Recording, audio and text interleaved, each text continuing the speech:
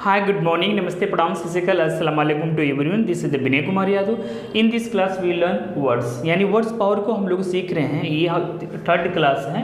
एक से अधिक अर्थों वाले शब्दों की ये सीरीज हमारी चल रही है. इस सीरीज में हमने 2 क्लास कर रखा है और today is the third class of एक से अधिक अर्थों वाली शब्द. यानी ये हमारा वर्ड है, उसके डिफरेंट मीनिंग है, डिफरेंट उसके अर्थ हैं, उसी को हम लोग सीखने का काम करते हैं. तो लेटेस्ट स्टार्ट. आइए हम लोग डिले न करते हुए, आइए हम लोग किसी का वेट न करते हुए, आइए हम लोग क्लास को अब कंटिन्यू करते हैं.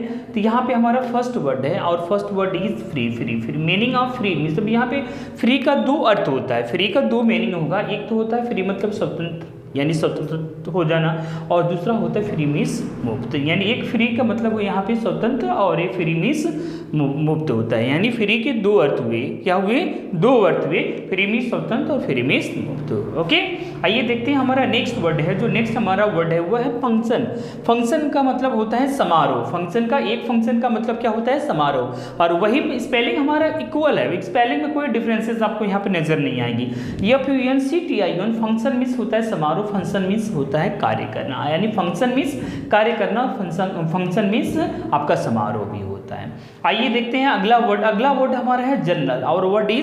और next word is general. General means होता है सामान्य. जनरल मीन्स सामान्य होता है और जनरल मीन्स उच्च भी होता है. कैसे? जब जैसे आप बोलते हैं general manager, general manager, general manager आप बोलेंगे तो यानी यहाँ पे जो जनरल की फीलिंग आ रही है, यहाँ पे जनरल की जो फीलिंग नहीं, यहाँ पे जनरल की जो मीनिंग है, अर्थ है, सामान्य है, बट यही जनरल मैनेजर बोलते हैं तो उच्च पद का जो मैनेजर होता है उसको बोलते हैं. ठीक है, अब आइए देखते हैं हमारा नेक्स्ट वर्ड है ग्रेव. क्या नाम? नेक्स्ट वर्ड है ग्रेव. ग्रेव का मतलब होता है कब्र. एक ग्रेव का मतलब क्या होता है? आदमी मरने के बाद जहाँ दफन कर दिया जाता है तो ग्रेव. ग्रेव मीन्स कब्र. But second meaning of grave is गंभीर. Second meaning of grave is गंभीर and first meaning of grave is कब्र. So there are 2 meaning of grave. First one is कब्र एंड सेकंड वन इज गंभीर. दूसरा हमारा गंभीर है. और next word is grace. What is our next word? Grace. And grace का भी यहाँ पे ग्रेस मीन्स चरना भी होता है, ग्रेस मीन्स चराना भी होता है और ग्रेस मीन्स खरोचना भी होता है. So there are 3 meaning of grace. How many meanings? There are 3 meaning of grace. First one is grace means चरना, सेकंड आपका चराना और थर्ड हमारा हो गया खरोचना. ठीक है, तो ग्रेस का 3, ग्रेव का भी आपका 2 हुआ यहाँ पे. अब आए ग्रोस. ग्रोस मीन्स क्या होता है? GROSS, GROSS. ग्रोस मीन्स 12 दर्जन. 12 दर्जन का जो एक गुच्छा होता है तो आप उसे बोलेंगे ग्रोस. या ग्रोस का मतलब होता है अगला कुल. ग्रोस का मतलब होता है असिस्ट. असिस्ट किसी के साथ व्यवहार करते हैं तो ग्रोस का यहाँ पे 3 मीनिंग दे रखा है, 3 अर्थ होता है. ग्रोस मीन्स 12 दर्जन की एक गुच्छे होती है. 12 दर्जन जो होते हैं उसको आप ग्रोस बोलेंगे. उसके बाद ग्रोस का अगला हमारा अर्थ है कुल और ग्रोस का ही हमारा अगला अर्थ होता है अवशिष्ट. ठीक है, आइए देखते हैं हंग. हंग मतलब क्या होता है? लटकाना. यानी कुछ भी आप लटका देते हैं किसी के सहारे तो हंग मीन्स लटकाना और हंग मीन्स फांसी लगाना. जैसे बहुत ढेर सारे लोग ऐसे काम करते हैं बट करना नहीं चाहिए, एक गलत चीज़ है हंग करना, फांसी लगाना. ठीक है, नेक्स्ट वर्ड है इम्प्लीमेंट. The implement. यदि इसका जो हमारा इम्प्लीमेंट है इसका उच्चारण यदि आप करते हैं इम्प्लीमेंट तो इसका मतलब होता है यंत्र, औजार. क्या होता है?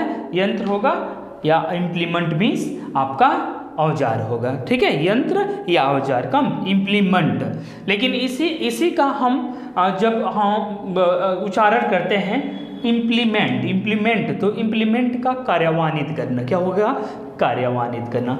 यही स्पेलिंग से देखिए हमारा कोई अंतर नहीं है, स्पेलिंग में कोई अंतर नहीं है. इम्प्लीमेंट और इम्प्लीमेंट में डिफरेंसेस क्या है? इम्प्लीमेंट मीन्स आपका यंत्र या औजार को इम्प्लीमेंट आप स्पीक करेंगे, बोलेंगे और वही इम्प्लीमेंट हो जाएगा. तो इम्प्लीमेंट मीन्स किसी कार्य को या किसी चीज़ को कार्यान्वित करते हैं आप, that will call implement. So हम लोग इम्प्लीमेंट बोलेंगे. Okay, so these are our words and here हम लोग देख रहे हैं कि एक वर्ड है बट हियर हम देखें तो यहाँ पे डिफरेंस उनकी मीनिंग है डिफरेंट, आपकी यहाँ पे अर्थ हैं, तो एक से अधिक अर्थों वाले शब्दों को हम लोग सीख रहे हैं। आई होप डेट यह आपको समझ में आ रही होगी।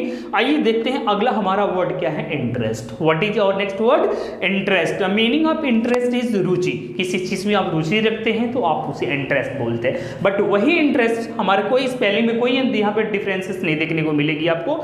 और वही इंटरेस्ट मतलब होता है ब्याज। जो बैंकों से आपको इंटरेस्ट मिलते हैं, ब्याज मिलते हैं, तो इंटरेस्ट मतलब एक रुचि हुआ और वही इंटरेस्ट मतलब ब्याज होता है। स्पेलिंग हमारा क्लियर है। यानी एक शब्द है, एक शब्द, लेकिन उनके अर्थ, उनकी मीनिंग क्या है, आपको यहाँ पर डिफरेंस यानी कई आपको देखने को मिल रही है। अब आइए देखते हैं अगला वर्ड है काइंड। हमारा अगला वर्ड है क्या है, काइंड।